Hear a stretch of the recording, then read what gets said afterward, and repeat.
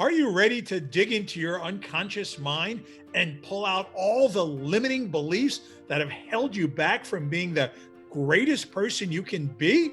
Buckle on up. This is your lucky day as we have a world-class unconscious beliefs expert who will explain why you are just one belief away from tremendous fulfillment. Welcome to the Motivation Show podcast, where we interview remarkable world-class experts that help bring out the greatness within you.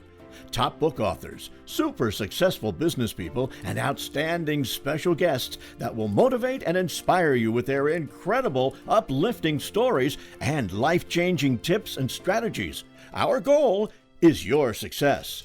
If you desire more out of life, you've dialed into the right show. So fasten your seatbelts, friends, and let's get ready for some high-octane motivation. Now, your host, the mayor of motivation, Eli Marcus. Our guest today is a leadership, sales strategist, and mindset specialist.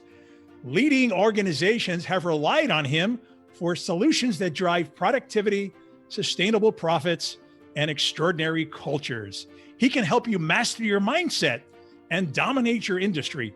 He can help you unlock the unconscious habits that are holding you back from prosperity, health, and living your dream life. He is the co-author with Joe Vitale, who was featured in the movie The Secret, of the book One Belief Away: How to Upgrade Your Unconscious Mind for Prosperity and Peace. Welcome to the Motivation Show, Tim Shurr. Thank you, Eli. It is an honor to be with you today. Well, I'm excited because I don't think most people are thinking too much about what's in their unconscious mind. Most people think that if they just get positive or go to a Tony Robbins event, all of their life's going to be solved. And I have a feeling you're going to teach us otherwise, right, Tim?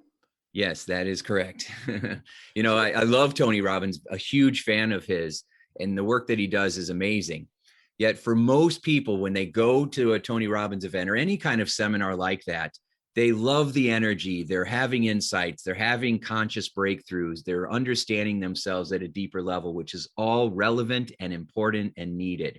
But what happens about 5 days after the Tony Robbins event is over, they tend to snap right back into the same old bad habits and routines that they had before the event. And that's because they never really address the unconscious beliefs that are running in the computer of their mind. And how do we get to those unconscious beliefs? How do we know what's even there underneath that stuff that's going on in our head? So I'm going to give you a 5-question strategy that you can use. I've been using hypnosis and hypnotism for the last 30 years to get right to the source. A lot of times when people are trying to change a behavior, it's like taking a pair of scissors and going into the backyard and trying to chop off the top of the weeds.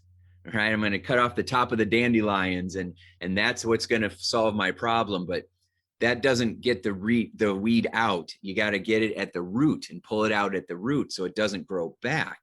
And hypnosis allows me to be able to help people go to the root of what the experience was that caused them to form a belief in their mind and it almost always happens when you're a kid, that would affect you as an adult 20, 30, 40 years later. It'll affect whatever happened to you as a kid is going to affect you in your marriage, with your money, with your business, with your career, how you take care of your health.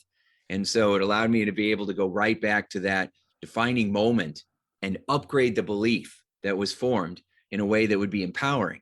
So you go from I can't to I can. I'm not good enough to I am enough. I'm not worthy of being loved or being successful to I'm more than worthy. And when you upgrade that simple idea in your mind, it's extraordinary what happens. Now, most of us have at some point done these mantras and say, I'm wonderful, I'm great. You like myself, I've been to Tony Robbins seminars and you start repeating the mantras. And then again, you go right back into the old habits. And a lot of people, I think, do not understand what, hypnosis really is about. They think you're in some sort of trance and somebody can completely control you. Tell us a little bit about that and dispel some of that myth. Well, that's because of the movies that we've watched. All the Dracula movies. The last movie that I saw was Get Out, where a white person was hypnotizing black people and putting them into trances and pretty much just making them slaves again, which was a horrible message about hypnosis because that's completely false. And but it gets reinforced, because it seems that way. And then when you're watching shows in Las Vegas where people are being hypnotized to act cluck like chickens and run around on stages, it makes us think that that's exactly what it is, but it's not. Hypnosis isn't powerful. Your mind is what's powerful. You are the power. So hypnosis is a way of getting relaxed and then getting yourself to be open to new ideas, what we call suggestions, right? New ideas. And if you're in an open state of mind and you think that these new ideas are going to create pleasure for you or get you out of pain, then you will do them. And so if you see someone on stage in Vegas, and remember first, the hypnotist asks for volunteers. So people know what they're going to do, right? They already have the expectation. Then the goofier they act, the more applause they get from the audience, the more laughter and applause. And they have permission to be the star. So they get all this positive reinforcement to go up there and act silly. And the sillier they act, the more applause they get. And the other part of it that's really actually empowering is that you realize that you can be the star in your life.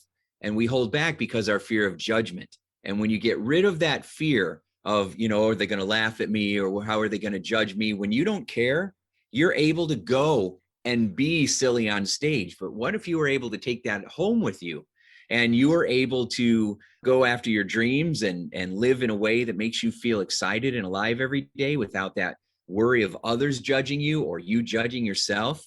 I mean, there's real power in this if you know how to play the game correctly. You say in your book, self-belief is the only element that separates those who win from those who don't. That's a very powerful statement. And, we all are looking for self-belief. I don't really believe that the average person has a deep self-belief in themselves. I think they tend to look in the mirror and gravitate towards the one pimple or the one thing that's not right, not realizing that 99% of the rest of the surface is perfect. So how do you, again, let's get back to how do we not focus on that one little flaw? Well, it's interesting because I was doing an exercise with a group, one of my master classes online. And I said, what I would like for you to do is Google like 50 emotions. And then each day, instead of saying what's going to happen today, decide this is what I'm going to bring to today, right? Be the cause of your life, not the effect of it. And so if you were to show up and say, today I'm going to be enthusiastic, all day I'm going to be enthusiastic. I'm going to watch enthusiastic movies or listen to enthusiastic podcasts or like yours, the motivation show, right? Or, talk to motivating people. I'm going to bring enthusiasm to everything I do today. You're going to have an enthusiastic day. And I said, if you take the next 7 days, because most of us have this 5 same emotions that we just cycle through our whole life, right? The same 5 emotions, whether we get bored and then we get creative and then we get motivated and take action. And then depending on what happens, which is mostly based on our beliefs, then we either feel excited or we feel, let down.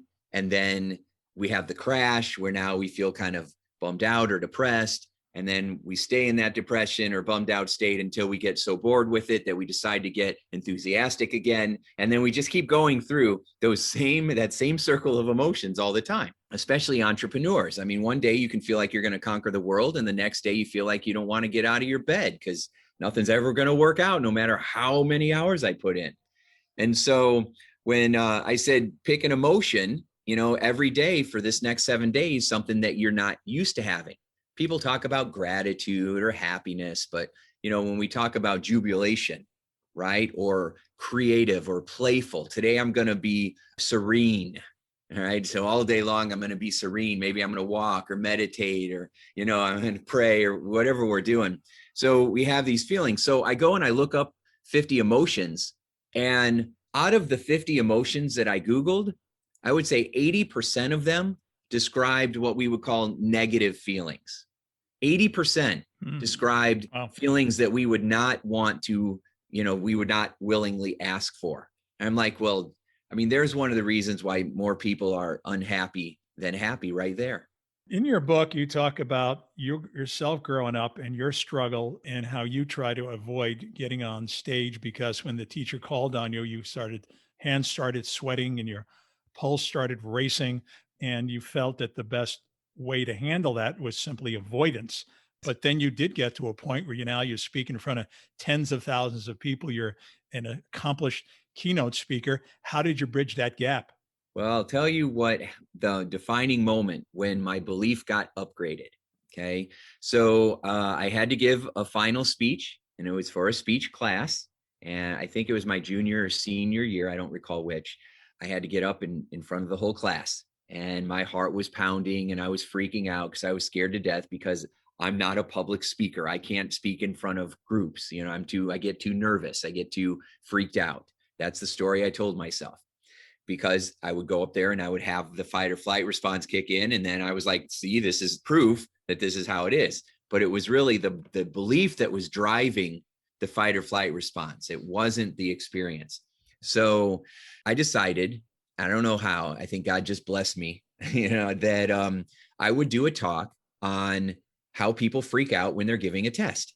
And I figured I would just go up there and freak out, and everybody would think it was part of the shtick, and then it would be fine. Clever. So that's exactly what I did. I went up there and my hands were shaking, and people started laughing because they thought I was doing it on purpose. And then my throat would get dry, and then and then people were laughing again. And I talk about how my knees were shaking or my eyelid would twitch, and everybody was like laughing so hard, which of course I loved, because I never felt good about myself. And I thought if I could make people laugh, then maybe they would like me. And then secretly, if they liked me, maybe I could like me. Right. And so, because I just wanted people to like me, and people were laughing so hard after that. And I was like, wow, this is amazing. And then a teacher, an authority figure in the back of the room, when I'm in this heightened state, this emotional state, she said, that was the best speech I ever heard. I wish we would have recorded it. Wow. Which I wish she would have too. But when I heard that, it went in deep into the operating system of my mind, and something shifted. Now, it didn't mean that instantly I was calm and confident speaking. I had to keep doing it and get nervous and get scared and forget things and mess up, and then keep going. And to this day, if I go on stage, I get a little bit of the butterflies, but it's excitement now. It's not scared, it's excitement, it's enthusiasm. I've relabeled it. And so having that defining moment where I upgraded my belief, and then practicing and staying with it until I got good at it, is what allows me to be able to get up there today and rock the house. So many years ago, Dr. Susan Jeffers wrote a book called Feel the Fear and Do It Anyway. Yeah. And when you go up on stage, you feel the fear and you're going to do it no matter what. Yeah. But what happens if still in the back of your head, you just keep repeating this thing in your head, this belief that, what if I fail? What if they laugh at me? How do you get that out of your head, or do you? Yeah, you do. You change the belief. So I believe that so think about your smartphone, right? The smartphone, it has an operating system in here, and then it has programs that kind of run with the operating system. We call them apps, right? And your phone is always sending you updates. Like I got a new MacBook Pro, and they wanted me to upgrade to Big Sur, right? Which is a whole operating system upgrade. Why do you do that? One, it makes the apps run more efficiently, so it optimizes the performance. Two, it protects you from any current attacks or malware that you might have. And it tries to protect you from future attacks as well. So that's why we keep updating. We want to be more optimized, and we want to protect ourselves. Well, your brain works the same way. Our brain has an operating system, and we have these apps that we call beliefs, these programs, these habits that are running in our mind. Some of these apps are very empowering, and some are a giant waste of time. And so a lot of times, we will try to update certain beliefs. And what I found is that if you update the whole operating system, that kind of upgrades everything at once instead of one thing at a time. I'll give you a quick example. So a woman came into me one time, being a hypnotist for all these years. I've had thousands of people that came to me to stop smoking and lose weight. Right. And so I had someone come in for weight loss one time, and she said, I can't stop eating Cheetos. No matter what I do, I can't stop eating Cheetos. If I could stop eating Cheetos, I could lose my 50 pounds. So bam, I hypnotized her. She could not even look at a Cheeto after our session. Okay. She comes back the next week. Well, that really worked with the Cheetos, but now I'm craving chocolate. Oh boy. And I never really craved chocolate before. And so, then back then I'm like, okay, well, I guess we got to get rid of the chocolate. And then the next week it was something else. And we would chase symptom to symptom to symptom. When I realized eventually that it has nothing to do with the Cheetos or the chocolate or the salt or the carbs. It had to do with her operating system running a belief, malware, a mind virus that I'm not worthy of taking care of myself. So no matter what I try, somehow I'm going to sabotage it because that's in alignment with what my operating system believes, that I'm not worthy. And we go through our life with these operating systems that have not been updated. You've met people, Eli, who that they're walking around with the same MS-DOS program that they were born with. It's like they're 30 years older, but they don't act like it. Right? Absolutely. What amazes me is there's somebody who lives near me, and he's 92 years old and he's still smoking. And I'm like, give yourself a chance to get to 100. Why are you hastening your demise? Yeah. But how do you change a behavior like that when you've been doing it for so long and you're at that age? I mean, do you bother? Well, it's up to you. I mean, Yeah. I've had people that were 70s that wanted to stop smoking. And, I helped someone that was 91 years old to lose weight. She wanted to lose weight. She's 91 and she did. She lost 12 pounds, which was amazing. Right. And so she said, I haven't been able to lose weight since I was 65 years old. And so the guy who's smoking at 92 doesn't want to stop. He's like, I've been smoking. I'm 92. Why quit? A lot of times, if the belief is that I enjoy it, it gives me pleasure. It's what I like to do. It gives me a sense of control. I'm bored. I've got nothing else to do. George Burns smoked cigars till he was 100. We've heard that before. Yeah, then you're not going to change it, and they don't have to. It's okay. You and I focus on the people who want to change, right? We're focused on that. And because you can't save everybody, and we're not supposed to save people. I think that God's given us tools so that we can provide resources so that people can save themselves. Right. It's a choice. Yeah. From the misery or the frustration. And so for those people, then there's a lot of amazing cutting edge resources. Now, you had asked me earlier, how do you upgrade a belief? How do you get rid of that fear that people are going to reject me? People are going to laugh at me. Well, when you do an operating system upgrade, then what happens is you're not making it about you anymore. It's not about you and your performance anymore. It's about the audience. It's about what they need. It's about the message that's going to serve them. And so you get on stage, and instead of thinking, how are they going to like me? Are they going to want to, are they going to be mad at me? Or are they going to throw rotten fruit at me? You're not thinking about you at all. You're thinking about, how can I serve that one person in the audience, just that one person? And then you start to go through the audience and you find someone who's smiling at you. You find someone who's nodding their head. You find someone and you talk to them. You might find a few people. So now if I have 1,000 people in the audience, I'm still talking to 12 of them because I'm finding people in the audience and I'm talking right to them, or I'm right to them. And afterwards, everybody says, I feel like you were talking right to me. And I'm like, I was. Yeah, absolutely. Yeah. You get to the people that reinforce, the positivity and talk right to them. I love that. So, but not for you though. Hmm? Not because you're doing it for you. Right. For you're them. doing it because you're getting it into them. Yes. Yeah. Gotcha. So many speakers, really, it's about them. It was definitely about me when I first started. I mean, a motivational speaker and a hypnotist, you don't think I had a big arrow that said, look at me, I want to be special.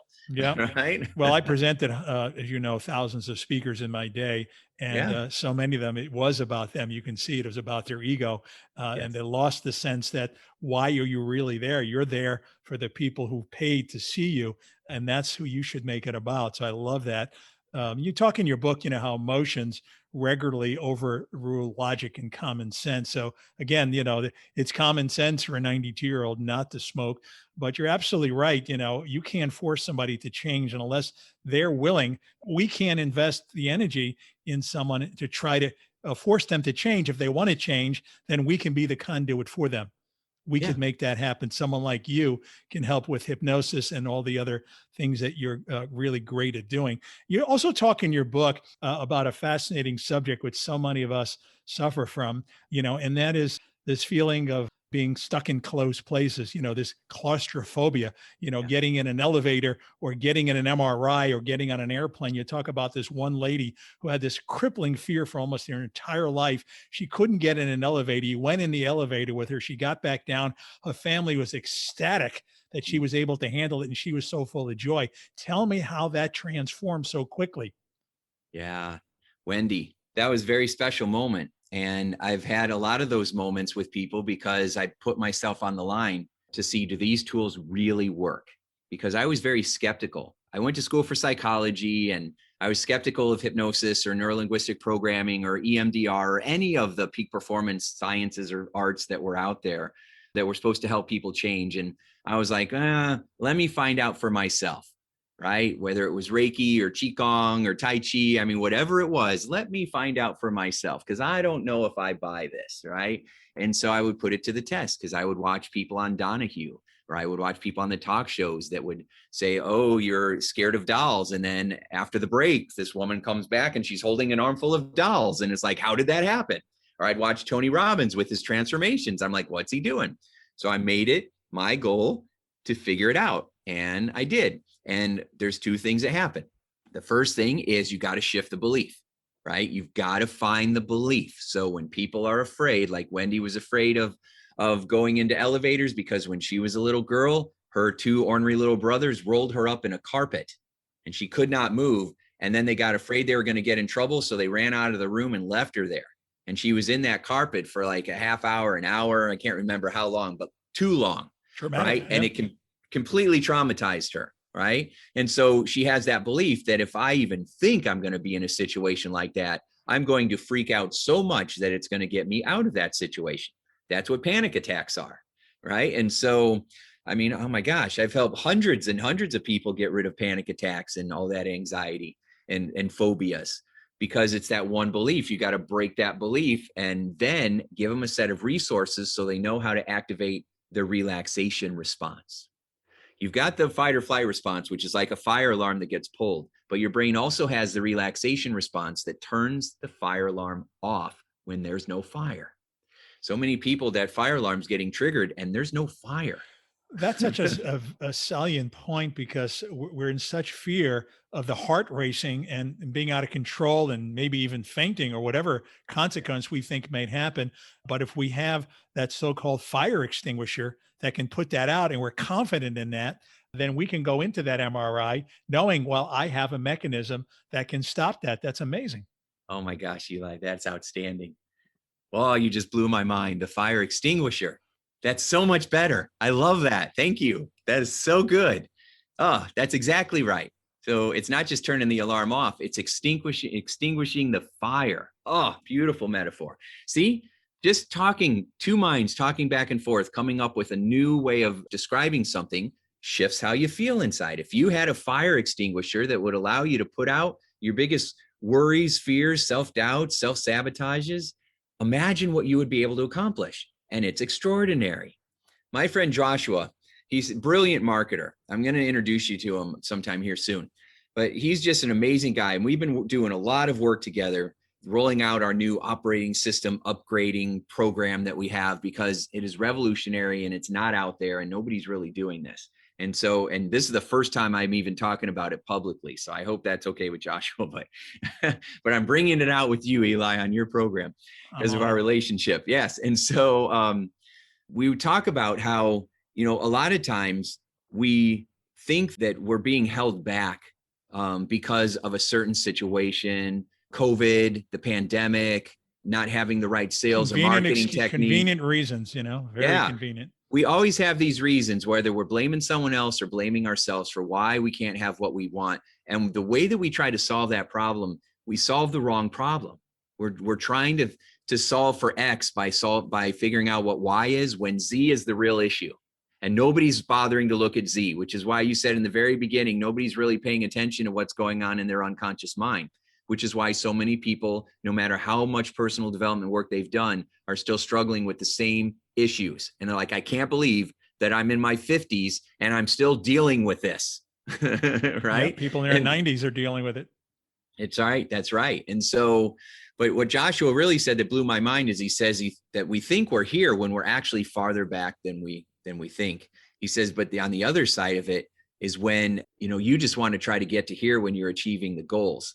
But in reality, you could go so much farther than what you're even thinking. I mean, you could take it so much farther if you upgraded what you were believing about yourself.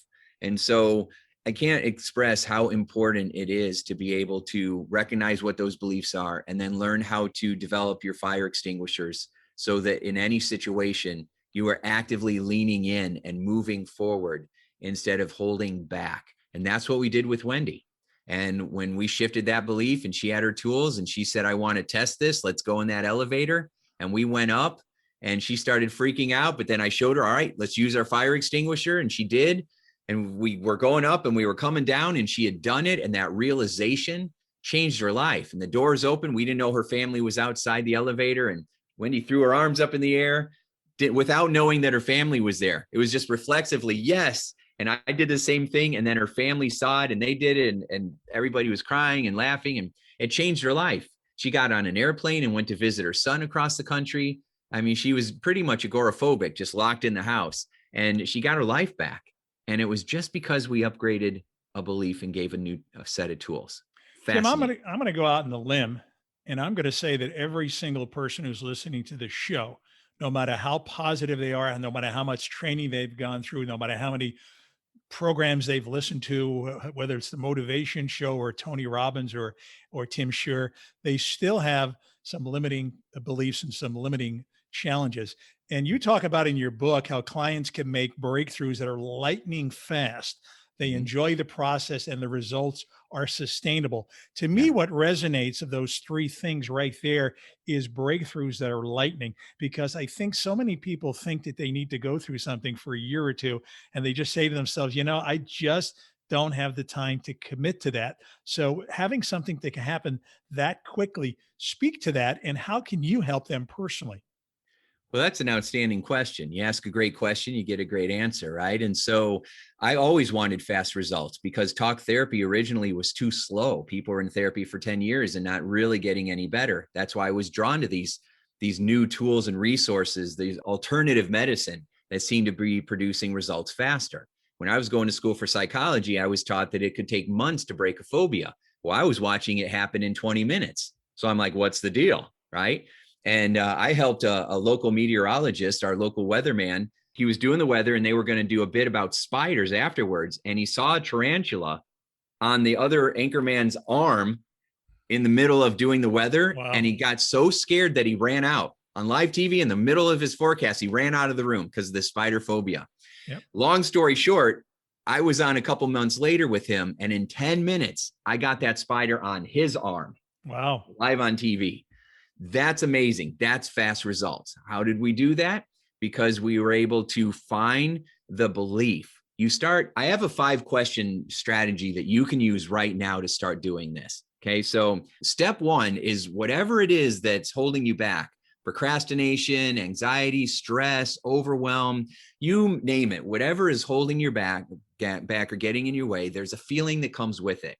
Get in touch with that feeling. Where do you feel it? You might call it stress, you might call it fear, you might call it frustration or anger, but get in touch with the feeling, okay? Now, to have that feeling, you have to have some belief that goes with it. And so, if you're feeling stressed, the belief is, I'm not able to get, what I want. If you're feeling overwhelmed, it's, I'm not able to have enough time to get the stuff done that's going to make the biggest difference for me. Right? Whatever it is, it's coming from a fear. We might not like to call it fear, but it is fear, F-E-A-R, false evidence appearing real. Okay. So it's that you get in touch with the feeling. And then step 2 is you ask yourself, what would I have to believe in order to feel this feeling? What would I have to believe in order to feel this feeling? And you might ask yourself that question a few different times. It's like peeling that onion, another layer. Well, I'm feeling that I'm not going to get this done. Okay, well then what else would I have to believe? Well, if I don't get it done, then, I'm not going to have any money. Well, then what? Well, then I'm going to lose my house. Well, then what? Well, then I'm going to live on a street. And then what? And then I'm going to be worthless like everybody said I would. Whoa, wait a second. Right? Entrepreneurs struggle with this a lot still after all these years trying to prove our worth. And so the real belief is that I'm feeling stressed because I'm really afraid that, it's not going to work out for me. It's going to prove that I am a fraud, or it's going to prove that I'm not enough, or my family will abandon me. That belief is what's driving all the other pressure. And, the fear of not being good enough is what creates the fear of rejection, the fear of abandonment, the fear of embarrassment or humiliation, the fear of failure, the fear of success. All the fears are driven by that deep core insecurity that humans have, that I'm not enough. And because I'm not enough, I won't be loved. And that just causes us to develop all kinds of often dysfunctional coping strategies to deal with it. And so if you find that feeling or that belief, then the third question is, what would I rather believe that would allow me to start creating momentum and feel good at the same time? What would I rather believe? So what if someone was saying, Eli, that I'm afraid that I'm not going to measure up, I'm not going to be enough, people are going to judge me on stage, when you're giving a talk, what would you want to believe instead? You want to believe that you're going to ace it. You want to believe that people are going to give you a standing ovation. Say that again, but with I. I. Say it's just say what people want to believe, but say it using I statements. I want to I believe. want to believe that people are going to give me a standing ovation because I've helped them to transform their lives. Not my life, but I've helped them to transform their life. So that's really good. Okay. So then what we would do is shift it just a little bit to, when I'm out on that stage, I want people afterwards to stand up and give themselves a standing ovation. I want people to give themselves a standing ovation. I don't care if I get that or not. That's not relevant to me. I want them to feel like they are the most important They're the person in the stars. room. Yep. Love it. When you make that shift, that's how you get the standing ovation. Okay. Brilliant, That's how you right? get it. Take the shift off yourself and it comes to you. Yeah. Yes. Yep. That's Gotcha. how it works, right? And then of course you can, adapt that. Instead of I want to, you now state it as though it's already done. When I go on that stage, I make people feel so worthy, loved, alive, appreciated, and equipped with their fire extinguishers that at the end of it, they want to stand up and give themselves a standing ovation. And I'll be the first in line to give that to them as well. Beautifully said. Love it. And when you love someone that way, and when you show up with that kind of energy, they're going to be so connected to you, and they might not even know why. It's an energetic shift that comes from a belief inside of you. It's powerful. Tim, how can people get more of Tim Shurr? Because people need more of you. They need NLP. They need hypnosis. They need to understand how these modalities can change decades of behavior, literally overnight. Yeah, I call it the one belief away method, for upgrading your operating system. And that's the title of the book, One Belief Away, and that you had mentioned that I wrote with my pal, Joe Vitale. And I wanted Joe to be a part of that book because, he's like 15 years older than me, and he's a little bit farther down the path. And there was some areas where I was struggling, and instead of faking it or pretending to be the expert, I found one. And I said, I need you to fill in these blanks for me. And so he, gracefully said yes. And so you can go to www.onebeliefawaybook.com, and there's resources in there. The book is on Amazon. You can grab a copy of the book at Amazon. And if you're interested in coaching or learning how to upgrade your operating system, just check out timshurr.com for now. Well, Tim, I've read probably over 1,000 books in self-help, every single book I can get my hand on. So for a book to make a difference in my life, which yours already has, and to get me rethinking my own thoughts, and then I am just one belief away to certain things, no matter how much I've achieved, you've accomplished a lot. So thank you for that. And you are on a path to greatness, and I'm right there with you. Oh my goodness. Yes, I love it. there is enough room for all of us to achieve our dreams and enjoy our lives on the way to wherever it is that we think we need to be at. I always say, Eli, that if you are going after your dreams, I mean, you've already won. If you're intentionally chasing your dreams, you've already won. Because whatever goals you attain, you're just going to want more goals afterwards because you're a creator, right? And it's just such an honor. I love our friendship, and I really appreciate being on your program. Thanks so much for having me today. Our guest on the Motivation Show today has been the great Tim Shurr, and I'm going to give you one great piece of advice. You got to go out and buy one belief away. Thank you, Tim, for being on the show. Thanks so much for tuning in. We love our listeners, and we believe you have greatness within you. If you like the Motivation Show, we appreciate you subscribing, rating, and reviewing us. Check out EliMarcusSuccess.com to hear more inspiring shows and to read our motivational blog. That's EliMarcusSuccess.com.